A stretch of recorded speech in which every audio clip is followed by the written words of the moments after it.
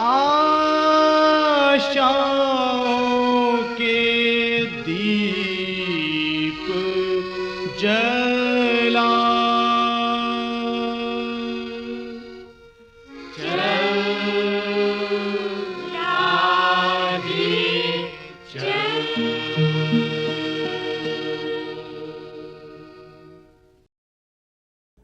बहुत बहुत धन्यवाद। अब प्रभु के जो आशीष है वो आपको प्राप्त हो। हम एक बार फिर से आपके सामने उपस्थित हैं परमेश्वर का वचन लेकर। आज भी हम यूहन्ना रचित सुसमाचार और उसके चौथे अध्याय का अध्ययन करेंगे। पिछले दिन हम लोग 1 पद से लेकर 10 पद को देखे थे। आज हम 11वें पद से लेकर आगे का अध्ययन देखेंगे जो 19 पद तक जाएगा। आज भी हमारे बीच में हमारे साथ परमेश्वर के आदरणीय दास विद्युत मिंसर हैं। मैं उनका स्वागत करता हूं और उन्हें जय मसीह की कहता हूं। जय मसीह की डॉक्टर जोसेफ। और प्रभु उनको बहुत आशीष दिया है। वो बहुत अच्छी तरह बाइबल सिखाते हैं। इसलिए हम लोग दोनों मिल के कोशिश करेंगे कि आप भी सीखें हमारे साथ, क्योंकि हम लोग सब सीखने वाले हैं। सीखें और परमेश्वर में आगे बढ़ें। तो आज हम शुरू करते हैं आज का अध्ययन।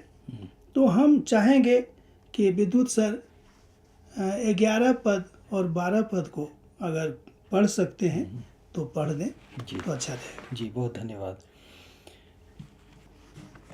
यूहन्ना रचित सुसमाचार उसका चौथा अध्याय 11 और 12 पद। जी उसमें लिखा है, स्त्री ने उससे कहा, हे प्रभु, तेरे पास जल भरने को तो कुछ है भी नहीं और कुआं गहरा है, तो फिर वह जीवन का जल तेरे पास कहाँ से आया?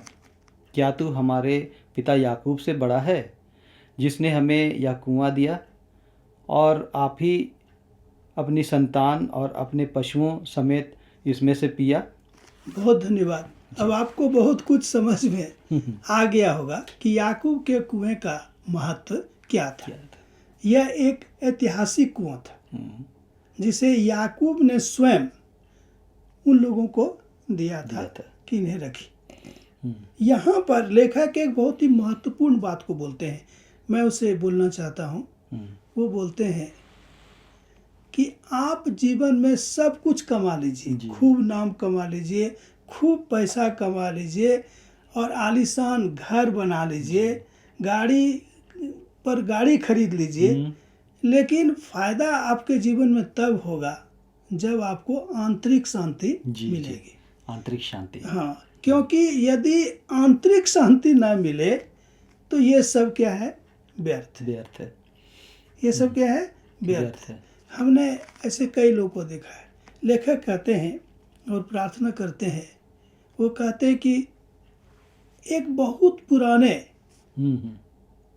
एक व्यक्ति थे जी। उन्होंने एक बात कहा यीशु से कि हे प्रभु, जब तक आप मेरे हृदय में नहीं आएंगे मुझे सही आंतरिक शांति नहीं मिलेगी। ये उनकी पुकार थी जी। तो क्या ये पुकार मेरी है? क्या ये पुकार आपकी है? या जितने लोग सुन रहे हैं, सीख रहे हैं, उनकी है? तो मैं विनम्र निवेदन करूंगा कि ये पुकार हम सब की होनी चाहिए जी, ताकि सच्ची शांति, आंतरिक शांति यीशु के द्वारा हमें क्या हो? प्राप्त हो। और इसी के लिए तो वो जगत में आए थे कि मैं अपनी सच्ची शांति तुम्हें दिए जाता हूँ। वो कहते हैं कि मैं अपनी सच्ची शांति तुम्हें दिए जाता हूँ। तो वो अपनी सच्ची शांति हमें देना चाहते हैं। एक बहुत बड़े प्रभु के दास थे जिसे हम लोग बिशप बोलते हैं। वो कहते हैं कि मुझे शांति तब तक नहीं मिलेगी जब तक परमेश्वर का वचन मेरे हृदय में जगह ना बना। हम लोग वचन सीख लेते हैं, वचन पढ़ लेते हैं, लेकिन वचन को अपने हृदय में जगह नहीं देते। इसलिए होता क्या है, आज सुने और कल भूल गए। कुछ दिन उस पर चले और उसके बाद क्या हुआ, उसको छोड़ दिए। ये अक्सर मानवीय स्वभाव है। आपकी कोई गलती नहीं है, मेरी भी गलती नहीं है, ये मानवीय स्वभाव है। तो लेखक चाहते हैं, विशेष करके यूहन्ना जो इस सुसमाचार के लेखक हैं, वो चाहते हैं कि ये भावना हमारे जीवन से दूर होना चाहिए जी। ताकि हम यीशु के साथ सर्वदा सच्ची शांति में बने रहें। और आंतरिक शांति तभी हमारे जीवन में कायम होगी। और कुछ सर पूछना है तो आप मैं पूछ यही सकते पूछना हैं। भी चाह रहा था कि ये जो आंतरिक शांति जिसका जिक्र यहाँ यूहन्ना में किया गया जी है, जी जी जिसके बारे में आपने बताया, उसे कैसे प्राप्त करते हैं, हाँ तो आपने बहुत ही सरल तरीके से इसको बता दिया है। जी जी तो एक और प्रश्न मैं पूछना चाहता हूँ कि लेखक ने समस्या के समाधान हेतु कौन कौन से उपाय बताए हैं? हाँ, जरा इस पर भी थोड़ा हम लोगों को प्रकाश डालिए और बताइए, जी समझाइए। जी जैसे कि उस स्त्री ने प्रभु यीशु मसीह से पानी मांगा सर। जी। क्या बोला कि प्रभु यीशु मसीह ने क्या किया, उस स्त्री से पानी मांगा, जी। कहा कि मुझे पानी पिलाइए। तो स्त्री ने प्रभु की तरफ देखा, यीशु की तरफ देखा, और उनको बड़ा आश्चर्य हुआ कि एक यहूदी व्यक्ति होकर हम नीच सामरी स्त्री से क्यों पानी मांग रहे हैं। वो अपने आप को नीचा समझ रही थी, जबकि परमेश्वर ने किसी को भी नीचा और ऊंचा नहीं बताया था। जैसे कि पिछले अध्ययन में भी हम लोग देखें, उन्होंने सबको सामान्य बनाया। जी। लेकिन हम अपनी गलतियों से, व्यक्तिगत गलतियों से कई बार प्रभु से दूर हो जाते हैं। तो वही गलती इस बहन की भी थी, इस स्त्री की भी थी। वो अपनी गलती से क्या हो गई थी, पीछे मुड़ गई थी। तो प्रभु उस गलती को सुधारना चाहते हैं जी। और वो कहते हैं कि मैं तुम्हें क्या दूंगा, जीवन का जल दूंगा। और अगर आगे अध्ययन करेंगे तो उसमें लिखा हुआ है, वो बोलते हैं कि जो पानी तुम इस कुएं से निकाल कर पिएगी, कुछ देर के लिए तुम्हारी प्यास बुझ जाएगी, परंतु कुछ देर के बाद तुम्हें पुनः प्यास लग जाएगी। लेकिन मैं जो जल दूंगा उससे तुम्हारी प्यास सदा के लिए बुझ जाएगी। तो प्रभु वो प्यास बुझाना चाहते हैं। और वो प्यास कब आएगी, जब हमारे अंदर आंतरिक शांति आएगी। हम देखें सर, बहुत बड़े बड़े लोग हैं जिनके पास बहुत पैसा है, बहुत नाम है, उनसे मिलने के लिए लोग ललायत रहते हैं। लेकिन मैं जब उनसे मिला तो मैंने क्या देखा कि उनके जीवन में आंतरिक शांति नहीं है, वो स्वयं परेशान है। तो जब आप खुद परेशान है तो दूसरों को शांति कहाँ से देंगे। तो प्रभु यीशु मसीह यही सिखाना चाहते हैं और बताना चाहते हैं कि बार बार आपको प्यास ना लगे, है ना। शायद इस पर एक व्यक्ति हमसे प्रश्न कर रहे थे, शायद आप भी करें बार बार प्यास लगने के बारे में। तो अगर है तो करिए। जैसे अभी आपने बताया कि जीवन का जल यीशु मसीह ने देने का वायदा किया। जी जी। तो यहाँ पर जीवन का जल से इस आंतरिक शांति में क्या संबंध है, कैसे इसको? बहुत बढ़िया, बहुत बढ़िया। यहाँ पर प्रभु यीशु मसीह वो जल को एक प्रतीक के रूप में माने। असली शांति तो परमेश्वर के वचन में ही है। वो जो बोल देंगे वो हो जाएगा।